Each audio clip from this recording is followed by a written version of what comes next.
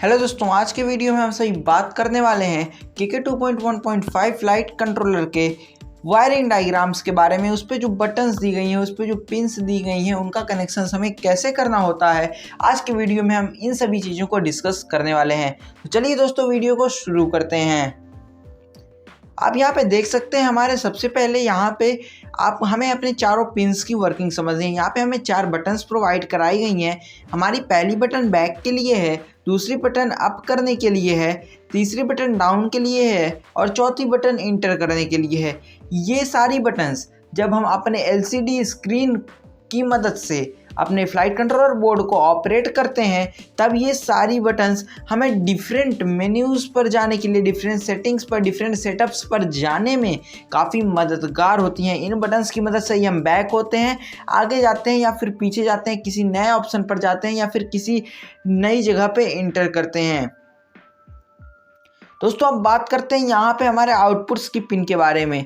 तो यहाँ पे एक पिन सिग्नल के लिए है, जो हमारी LCD स्क्रीन के हमारे एकदम राइट साइड में पिन है जो आउटपुट्स की, वो हमारे सिग्नल के लिए है। देन मिड वाली पिन जिसमें 5 वोल्ट लिखा हुआ है, वो हमारी पॉजिटिव के लिए है, और जिसमें माइनस इंडिकेट है वो निगेटिव के लिए है। यहाँ पे हम आउटपुट्स में कनेक्शन करते हैं अपने मोटर की ESC की पिन्स का, या फिर हम कनेक्शन करते हैं सर्वोस का। तो यहाँ पे कनेक्शन इस प्रकार से करना होता है जिस तरीके से हमारे मोटर लेआउट में काउंटिंग लिखी होती है। जब हम LCD स्क्रीन को अपने ऑन करेंगे, अपने फ्लाइट कंट्रोल के साथ बैटरी को कनेक्ट करेंगे और जिस भी मॉडल को बनाएंगे, तो जब उसका मोटर लेआउट लोड करेंगे, तो वहाँ पे जिस तरीके से LCD स्क्रीन में दिखाया जाता है हमारा पहला मोटर या फिर पहला दूसरा सर्वो कौन सा है, तो किस नंबर पे हमें उसे कनेक्ट कर देना है, तो उसी तरीके से यहाँ पे आउटपुट्स की पिन में हमें इसे कनेक्ट कर देना होता है। जैसे मोटर 1 को आउटपुट 1 पे, मोटर 2 को आउटपुट 2 पे, मोटर 3 को आउटपुट 3 पे, साइमल्टेनियसली इन सभी चीज़ों को इस तरीके से हमें कनेक्ट कर देना होता है। बस हमें यहाँ पे एक बात ध्यान रखनी होती है, हमारी सिग्नल की पिन सिग्नल की तरफ रहे। अदरवाइज़ यहाँ पे बोर्ड में तो ज़्यादा कुछ प्रॉब्लम नहीं होगा, बट बोर्ड वर्क ही नहीं करेगा। और याद रखिए, आपको अपने फ्लाइट कंट्रोलर को ऑपरेट करने के लिए 5 वोल्ट की ज़रूरत होती है। यदि आप इस पे 5 वोल्ट से ज़्यादा देंगे, तो हो सकता है आपका फ्लाइट कंट्रोलर बोर्ड डैमेज हो जाए। तो यहाँ पे हमने अपने आउटपुट्स के कनेक्शन को समझ लिया। अब बात करते हैं इनपुट्स के कनेक्शन की। तो यहाँ पे इनपुट्स का कनेक्शन हम करते हैं अपने रिसीवर के साथ। तो इनपुट्स में हमें केवल यहाँ पे देखने को मिलेंगे 5 पोर्ट्स। हमारा पहला पोर्ट एरोलॉन है, यहाँ पे भी सिग्नल मार्क किया हुआ है। 5 वोल्ट वाली मार्किंग पॉजिटिव के लिए है और माइनस वाली मार्किंग निगेटिव के लिए है। तो हमारे यहाँ पे पहला पोर्ट एरोलॉन है। ये एरोलॉन हमारे चैनल नंबर 1 से जाके कनेक्ट होता है रिसीवर से। और यहाँ पे हमारा दूसरा पोर्ट है एलिवेटर का, जो कि हमारे चैनल नंबर 2 के रिसीवर से कनेक्ट होता है। और यहाँ पे हमारा थर्ड पोर्ट है थ्रोटल का, जो कि हमारे चैनल नंबर 3 से जाके कनेक्ट होता है। और यहाँ पे चौथा पोर्ट है रडर का, जो कि हमारे रिसीवर के चैनल नंबर 4 से जाके कनेक्ट होता है। और यहाँ पे हमारा 5वां पोर्ट है ऑक्सिलरी चैनल का, जो कि हमारे रिसीवर के हमने जो भी ऑक्सिलरी चैनल सेटअप कर रखा है, 5th 6th 7th 8th जो भी हमने सेटअप कर रखा है, तो वहाँ पे उस ऑक्सिलरी चैनल पे हम कनेक्ट करते हैं। जनरली इसे 5th चैनल पे ही कनेक्ट किया जाता है। अब हम ऊपर की तरफ बात करते हैं बजर की। तो यहाँ पे हमें अपने फ्लाइट कंट्रोलर बोर्ड के साथ एक बजर प्रोवाइड कराया जाता है, जिसकी बीप्स की मदद से, जिसकी मतलब बीपिंग की जो सिग्नल जो बीप के द्वारा दिया जाता है, उसकी मदद से हम पता कर सकते हैं। मीन्स आर्म होगा हमारा ड्रोन तो 1 बीप आएगी, डिसआर्म होगा तो 1 बीप आएगी। तो इस तरीके से पता चलता रहेगा कि हमारा ड्रोन आर्म हो रहा है, डिसआर्म हो रहा है, हम या फिर अपने फ्लाइट कंट्रोल में जो चेंजेस कर रहे हैं। तो यदि हम बटन को प्रेस कर रहे हैं, तो वहाँ पे बीप आएगी। तो यहाँ पे हमें बजर कनेक्ट करना होता है। ये हमारे फ्लाइट कंट्रोलर बोर्ड के साथ ही प्रोवाइड कराया जाता है।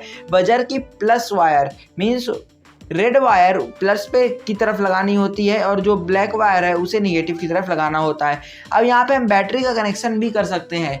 इस बैटरी के कनेक्शन से हम अपने बैटरी फेल सेफ को यूज़ कर सकते हैं, और यहाँ पे हम बैटरी का अपने वोल्टेज भी मेज़र कर सकते हैं। तो जहाँ पे आपने बैटरी कनेक्टर्स को सोल्डर किया है, वहाँ से आपको एक वायर यहाँ पे लानी है, केवल और केवल पॉजिटिव में। ज़रूरी नहीं है कि आप निगेटिव में भी लाएँ, आप चाहें तो ला सकते हैं, पर पॉजिटिव में लाना ज़रूरी है। पॉजिटिव पिन का कनेक्शन ज़रूर से होना चाहिए। यहाँ पे निगेटिव मैंडेटरी नहीं है कि आप निगेटिव लाते हैं कि नहीं। जनरली हम दोनों पिंस का यूज़ करते हैं, हम निगेटिव का भी कनेक्शन करते हैं और पॉजिटिव का भी कनेक्शन करते हैं। और जैसे ही हम बैटरी को कनेक्ट करते हैं तो हमें बैटरी वोल्टेज शो होने लगता है हमारे फ्लाइट कंट्रोलर बोर्ड के इस LCD स्क्रीन पर।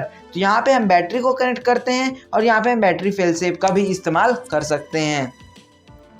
अब बात करते हैं यहाँ पे हमारे नीचे की तरफ, इनपुट्स के नीचे की तरफ की जो पिंस प्रोवाइड कराई जाती है उनका क्या काम है।